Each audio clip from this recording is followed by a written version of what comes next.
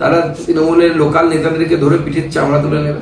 তৃণমূল কংগ্রেস পরিচালিত এই সরকার, মমতা বন্দ্যোপাধ্যায় সরকারের চোখে ছানি পড়ে গেছে। 2024 সালের 22শে এপ্রিল নিয়োগ দুর্নীতি মামলায় কলকাতা হাইকোর্টের বিচারপতি দেবাংশু বসাক এবং বিচারপতি মোহাম্মদ সাব্বার রাশিদির ডিভিশন বেঞ্চ 2016 সালের নিয়োগ প্রক্রিয়ার বাতিল ঘোষণা করেন।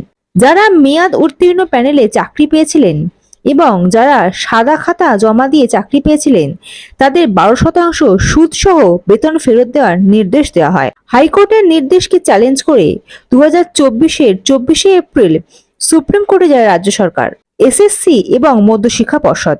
সর্বোচ্চ আদালতে দ্বারস্থ হয় চাকরিহারাদের একাংশ, কিন্তু শেষ পর্যন্ত অযোগ্যদের দুর্নীতির মাসুল গুনতে হয় যোগ্যদেরও।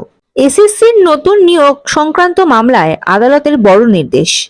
বিচারপতি জানিয়ে দিলেন, নতুন যে নিয়োগ প্রক্রিয়া শুরু হয়েছে তাতে নির্দিষ্টভাবে চিহ্নিত অযোগ্যরা অংশ নিতে পারবেন না। তাদের ছাড়াই সংগঠিত করতে হবে নিয়োগ প্রক্রিয়া। সুপ্রিম কোর্টের নির্দেশ মেনে নিয়েই করতে হবে নিয়োগ প্রক্রিয়া। এসএসসি ও রাজ্য সরকারকে নির্দেশ দিল আদালত। সেই সঙ্গে বিচারপতি জানিয়ে দিলেন, নির্দিষ্টভাবে চিহ্নিত অযোগ্য কেউ ইতিমধ্যে আবেদন করে থাকলে তা বাতিল বলে গণ্য হবে।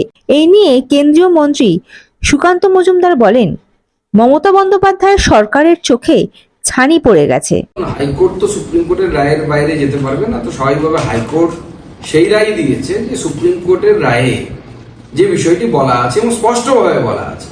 কিন্তু সমস্যা হচ্ছে তৃণমূল কংগ্রেস পরিচালিত এই সরকার, মমতা বন্দ্যোপাধ্যায় সরকারের চোখে ছানি পড়ে গেছে এবং তার ফলে তারা কি হয়েছে, তারা এই অযোগ্যদের নাম কোনো মতেই মুখে আনছে না, কারণ এরা পয়সা দিয়েছে। ঠিক যেমন আগেকার দিনের মহিলারা সম্মানের জন্য ভাসুরের নাম মুখে আনতেন না, সেই রকম তৃণমূল কংগ্রেসও, যেহেতু তৃণমূল কংগ্রেসের এই অবৈধ চাকরি প্রার্থী অর্থাৎ যারা টেন্টেড, যারা আমাদের কোর্টের ভাষায়, তারা পয়সা দিয়েছে, তো যাদের পয়সা নিয়েছে তো তৃণমূল সে তাদের প্রতি তাদের বিশ্বাসযোগ্যতা বা তাদের যে আনুগত্য, সেই আনুগত্যটা বারবার প্রমাণ করার চেষ্টা করছে। আর জানে তারা যে যদি তাদের নাম বলে দেয় তো তারা তো ছেড়ে কথা বলবে না, তারা তৃণমূলের লোকাল নেতাদেরকে ধরে পিঠের চামড়া তুলে নেবে। কলকাতার কসবার ল কলেজের ঘটনার পর থেকে রাজ্যের একাধিক কলেজের ইউনিয়ন রুমের টিএমসিপির একাধিক কুকর্মের ভিডিও সোশ্যাল মিডিয়ায় দেখা যাচ্ছে। 2022 সালের একটি ভিডিওতে দেখা যাচ্ছে বালুরঘাট কলেজের ইউনিয়ন রুমের ভেতর মদ্যপান করছেন টিএমসিপির সভাপতি, পাশে কয়েকজন মহিলা। এই নিয়ে বিরোধী দল বিজেপি সুর চড়িয়েছে। তাদের দাবি, তৃণমূল ছাত্র পরিষদের ইউনিয়ন রুম মানেই এখন নারী শোষণ এবং মদের আসর।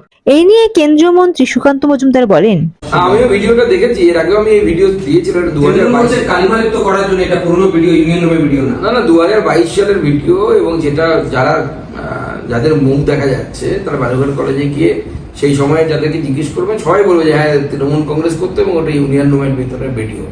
তো স্বাভাবিকভাবে এ তো কসবাটা আমি আগেই বলেছিলাম যে সাউথ ক্যালকাটা ল কলেজে আপনাদের যেটা মনে হয় যদি এটা বিচ্ছিন্ন ঘটনা, মনোজিতের মতো দুষ্টু ছেলে ছিল বলে হয়েছে, তাহলে আপনারা মূর্খের স্বর্গে বাস করছেন। তৃণমূলের এই সমস্ত দুষ্টু ছেলে যারা ওই ধরনের ভিডিও করে, মহিলাদের সাথে ওই ধরনের আচরণ করে, তারা হচ্ছে তৃণমূল কংগ্রেসের সম্পদ এবং তারা প্রত্যেকটি কলেজে আছে। ডিগ্রির পার্থক্য আছে, কেউ হয়তো 1 ডিগ্রি মনোজিৎ, কেউ হয়তো 2 ডিগ্রি মনোজিৎ, কেউ হয়তো 3rd ডিগ্রি মনোজিৎ। তো এবার 3rd ডিগ্রি না 1 ডিগ্রি না 2 ডিগ্রি সেইটাই দেখা যাচ্ছে ভিডিওতে। এরা 1 ডিগ্রি মনোজিৎ, এখন তার সেকেন্ড আর থার্ড হওয়া বাকি ছিল। Bureau report, ND Bangla news. সবার আগে সব খবর, সঠিক খবর পেতে ফেসবুক পেজটি ফলো করে এবং ইউটিউব চ্যানেলটি সাবস্ক্রাইব করে রাখুন আর শেয়ার করতে ভুলবেন না।